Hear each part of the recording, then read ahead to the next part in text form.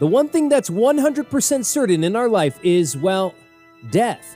Now, out of all of us, musicians live pretty crazy lives. For ages, tons of artists have questioned the idea of death through their music.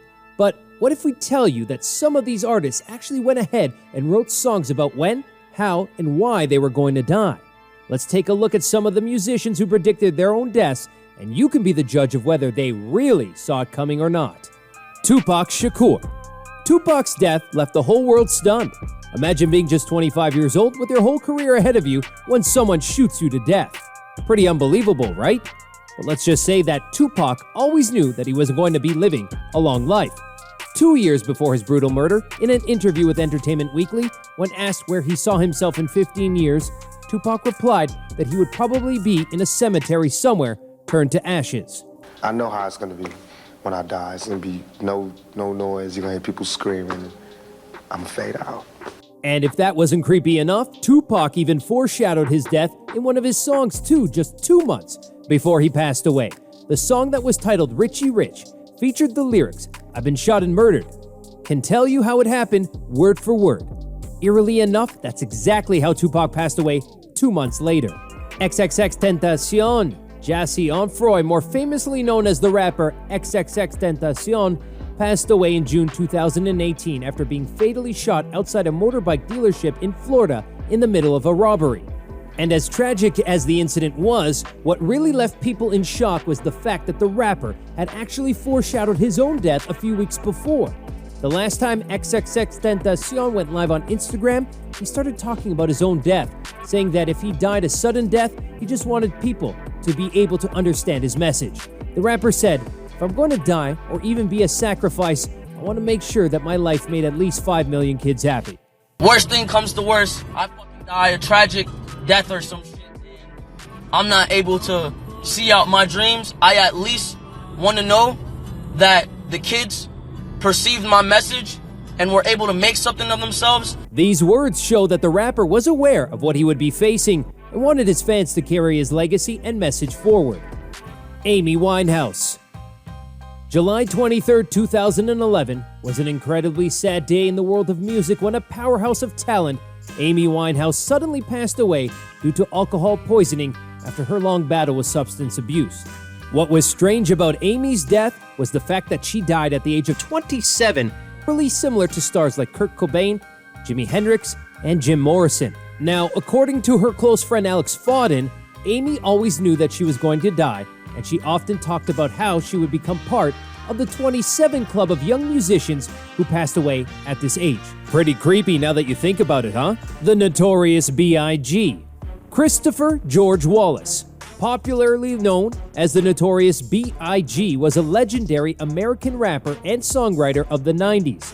Although he lived for only 24 years, his life was full of controversies and disputes. The rapper was even accused of being involved in the murder of his stage rival Tupac Shakur. However, Wallace himself passed away just 6 months after Tupac's death in a similar manner. He was killed in a drive-by shooting in Los Angeles on March 9, 1997. What's unsettling about Biggie's death is that he seemed to have known about it all along, and often expressed his paranoia in interviews too. During one of his final interviews at San Francisco's KYLD-FM, he talked about being a target of his rivals because he was at the top. They're gonna attack you if you're on top, you know what I'm saying? It's just your job to bob and weave, you know what I'm saying? Apart from interviews, Biggie hinted about his death in his work too, as indicated by the title of one of his songs, "You're Nobody Till Somebody Kills You."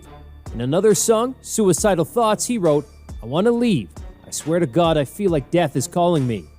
These indications led his fans to believe that Biggie always had an idea about his fate. Michael Jackson. Michael Jackson is often regarded as one of the most iconic pop figures of all time. The legendary singer left this world on June 25, 2009, as he overdosed on sleeping pills in continuous attempts to fall asleep. Although the tragic incident left fans in shock, rumors erupted soon after that the musician was actually killed. Many people started to believe that the speculations, and the most prominent name among those was Michael's daughter, Paris Jackson. Paris revealed in an interview that there is more to the story, as Michael's family believed. However, more drama surfaced as Michael's letters to his friend, in which he expressed his fear of getting killed, became public. In one of those letters, Michael wrote, "They are trying to murder me, and I'm scared about my life," in another. Those letters indicated that Michael had a prior idea about being a target of someone and supported that theory that he was murdered. They couldn't stop me. They could frame me and say I overdosed him with drugs. Sounds like Michael knew someone was after him, right? Mac Miller. American rapper Mac Miller passed away on September 2018 from a drug overdose, which came as a surprise to everyone. However, it seemed like the rapper already knew the path he was headed for because the last ever music video that the rapper released was of a song titled Self-Care. The video showed the rapper buried in a casket and was filled with references to his battle with drugs. At one point in the video, Mac is seen carving the words Memento Mori on the casket, which translates to the phrase, "Remember that you have to die." Apart from Self-Care, Mac hinted about his substance abuse and overdose, leading fans to believe that he already knew that he wasn't going to be around for much longer. David Bowie. David Bowie passed away on January 10, 2016, 2 days after releasing his final album, Black Star, which people believed is a goodbye note from the singer to his fans. However, it seemed like Bowie knew what he had in store a month before he released the music video from his single Lazarus, where the singer is seen lying on his deathbed being tormented. At the end of the video, we see the singer going into a dark closet, never to be seen again. And while this might have been a coincidence, considering the fact that the singer had been suffering from liver cancer for over 18 months, he probably knew that his time was soon going to be up. Doesn't make it any less creepy though.